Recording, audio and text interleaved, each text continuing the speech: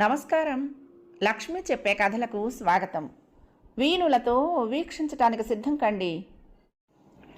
ప్రియ సఖులు, ఇప్పుడు మనం ప్రముఖ సీనియర్ రచయిత శ్రీ పిఎస్ నారాయణ గారు రచించిన హింసధ్వని ధారావాహిక నుండి 11వ భాగాన్ని ముగింపును వినేద్దామండి.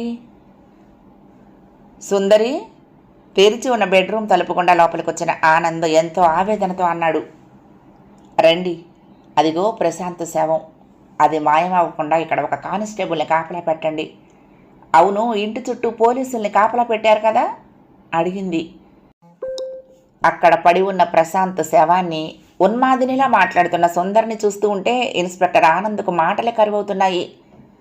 ఏర్పాట్లు చేశాను అన్నట్లుగా తల ఊపి ఊరుకున్నాడు. గుడ్, నన్ను ఫాలో అవ్వండి. మీ వెంట ఎవరెవరు వస్తున్నారు? తుపాకులు రెడీగా పట్టుకున్నారా? కొట్లాటకు సిద్ధంగా ఉండండి. అవసరం వస్తే ప్రాణాలు తీయాలి, ప్రాణాలు పోగొట్టుకోవాలి కూడా. ఆమె సూటిగా వాళ్ళని చూస్తూ, ఏం ధైర్యం ఉందా అడిగింది. ఇన్స్పెక్టర్ ఆనంద్ ముఖం జేపురించింది.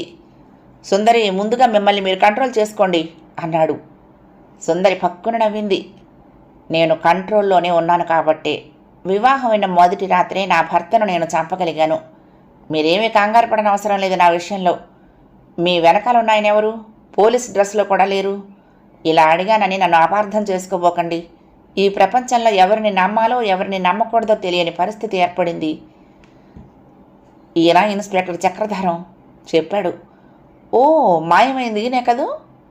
క్షణం సంశయిస్తున్నట్టుగా ఆగాడు ఆనంద్. అవును, కానీ నిజానికి అలాంటిది ఏమీ జరగలేదు. మేమిద్దరం కావాలని ఆడిన నాటకం అది అన్నాడు. ఏం లాభం ఆనంద్, ఇంతవరకు మీరు చాలా నాటకాలు ఆడారు. చివరికి చావు దెబ్బలు తగిలినట్లుగా ఆసుపత్రిలోనూ పడి ఉన్నారు. కానీ మీరు ఏం విజయం సాధించారని? నన్ను చూడండి, ఒకే ఒక్క దెబ్బ. ఓ గ్లాసు పాలల్లో చిటికడు విషం వేసి ఆ విషపు పురుగుని ఎలా చంపానో చూడండి. ఆనంద్, చూడండి, ముందుకు పొడుచుకు వచ్చిన ఆ గుడ్లు, బయటకు వెళ్ళుకొచ్చిన నాలుక ఎంత భయంకరంగా అసహ్యకరంగా ఉన్నాడు అంటే, ఇంతవరకు అతగాడు చేసిన క్రూరాలకు ఘోరాలకు ప్రతీకగా ఉంది ఆ రూపం. మాట్లాడుతూ ఉంటే ఆమెకు మళ్ళీ ఆవేశం వచ్చింది. ఆనంద్ మాట్లాడలేకపోయాడు. ఇంకా 5-6 నా వెంట రావాలి అంది ఆజ్ఞాపిస్తున్నట్లుగా. ఆనంద్ చక్రధరం వంక చూశాడు. చక్రధరం తలుపు అవతలకు చూశాడు. ఇంకో 2 సబ్ ఇన్స్పెక్టర్స్, 4 కానిస్టేబుల్స్ లోపలికి వచ్చారు. Are you ready? Yes madam.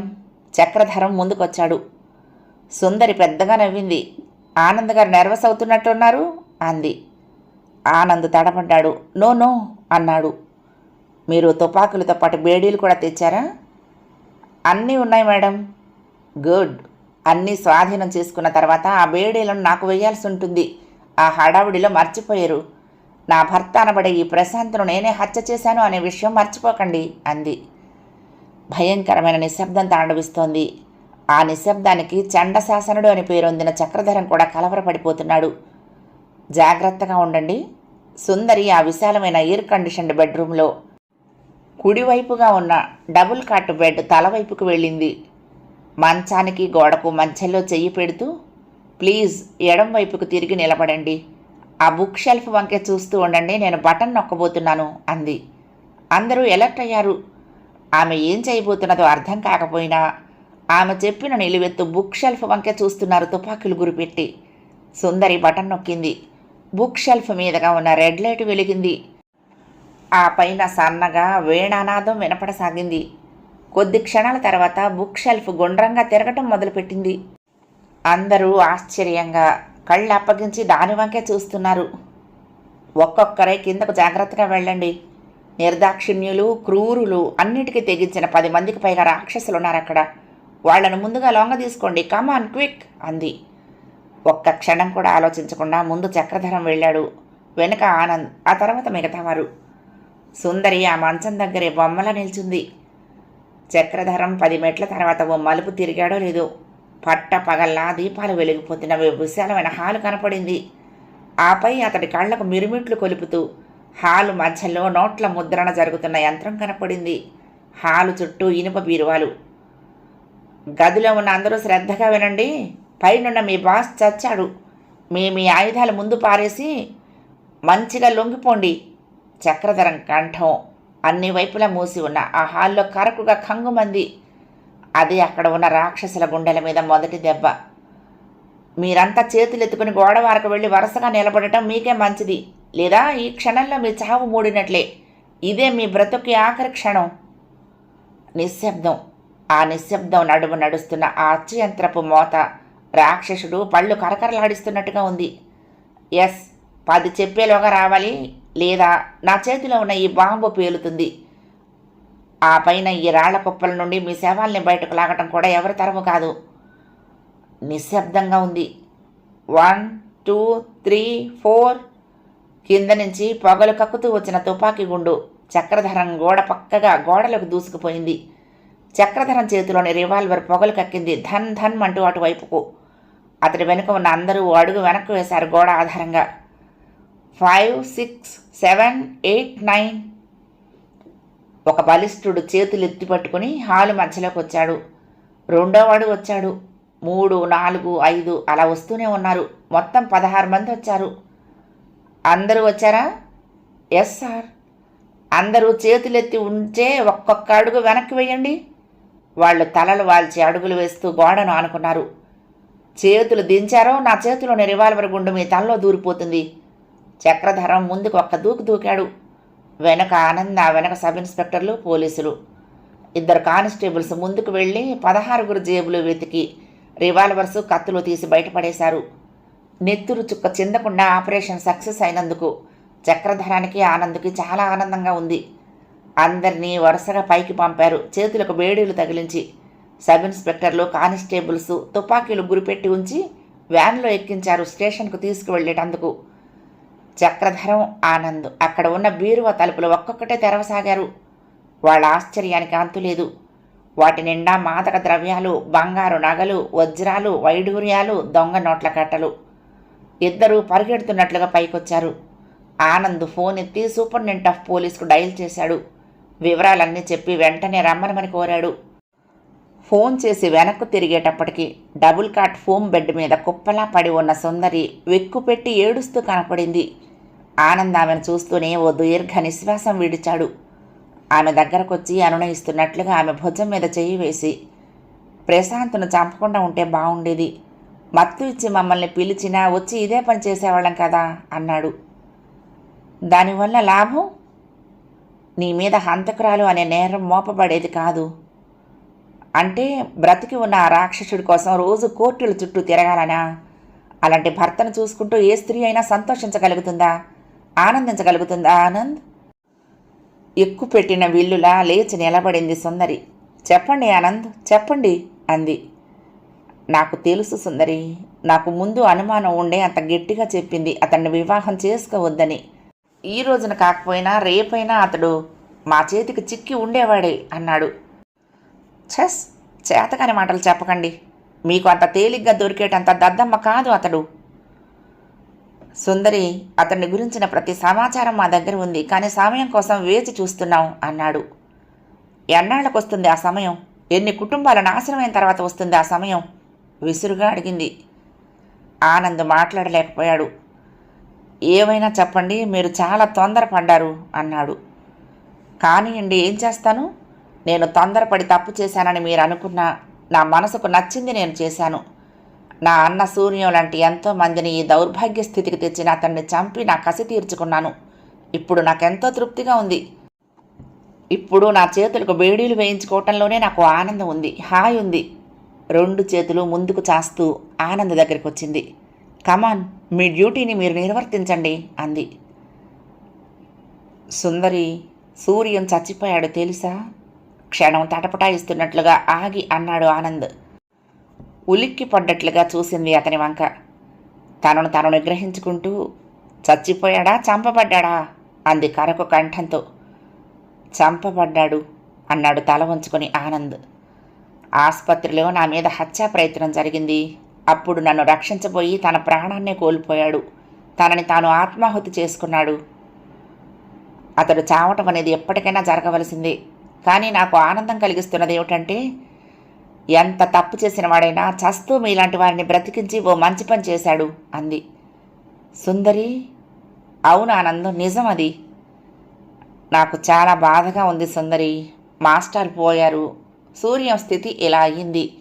ఎంత చెప్పినా వినకుండా మీరు చేసుకున్న వివాహం ఇలా మిమ్మల్ని కటకటాల వెనక్కు పంపుతున్నది. ఎందుకు ఇలా జరుగుతున్నది?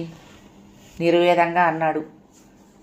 వేదాంతం చెప్పమంటారా? ఒక్క మాటలో చెప్పాలంటే ఇదంతా మా కర్మ, వేదనగా అంది. అంతాలు వేదాంతాలు చెప్పుకుంటూ మనని మనం తృప్తిపరుచుకోవలసిందే. అసలు నాకు తెలియక అడుగుతాను, మీరు ప్రశాంతినే వివాహం చేసుకోవాలి అనుకోవటానికి ఎందుకంత దృఢ నిశ్చయలే ఉన్నారు? అడిగాడు. అతడు పెద్ద పాపి కనుక. అయితే నేను చేసిందేమిటో చూశారు కదా, అంత తేలిగ్గా పట్టుబడ్డాడు నేను వివాహం చేసుకోబట్టి. అతడు అలాంటి వాడని మీకెలా తెలిసింది? ప్రశ్నించాడు. మీరు చెప్పిందే కదా. నో, నేను చూచాయిగా చెప్పానే కానీ ఇంత విపులంగా మాకు తెలియదే. మీరేదో దాస్తున్నారు నా నుండి అన్నాడు. ఒక్క క్షణం తదేకంగా అతన్నే చూస్తూ ఉండిపోయింది సుందరి. కళ్ళు రెపరెపలాడించింది. నేను ఈ వివాహ నిర్ణయం తీసుకునే ముందు రోజు రాత్రి 12 గంటలప్పుడు సూర్యం నా దగ్గరకు వచ్చాడు. అయితే ఏముంది? పేలవంగా నవ్వింది. వివరాలన్నీ చెప్పాడు. తన బ్రతుకు ఏ క్షణానైనా అంతమవ్వచ్చునని, మమ్మల్ని ఈ ఊరు నుంచి వెళ్ళిపోమ్మని, సాధ్యమైనంత వరకు ప్రశాంత్కు దూరంగా ఉండమని, ఈ ఇంటి ప్లాన్ అంతా గీసిచ్చి ఇక్కడ జరిగే ఘోరాలన్నింటినీ చెప్పాడు. మాకు వెంటనే చెప్పొచ్చు కదా. వాటికి రుజువులు ఎక్కడున్నాయి? నోటి మాటలు తప్ప. బెడిసి కొట్టిందో మరెన్ని జీవితాలు ఆఖరైపోతాయి. అందుకే మరే ఆలోచనకు తావివ్వకుండా నేను అతన్ని వివాహం చేసుకోవాలని, ఒంటరి పోరాటంలో ఆహుతి అయినా ఆనందంగా స్వీకరించాలని నిర్ణయం తీసుకున్నాను. నా నిర్ణయాన్ని అమలుపరిచాను కూడా. చాలా తృప్తిగా ఉంది నాకు ఇప్పుడు.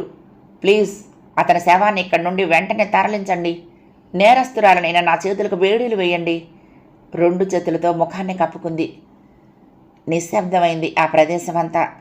ఆనంద్ హృదయం వేదనతో బరువెక్కింది. తను ప్రేమించి అభిమానించిన సుందరి చేతికి వేడీలు వేయటమా?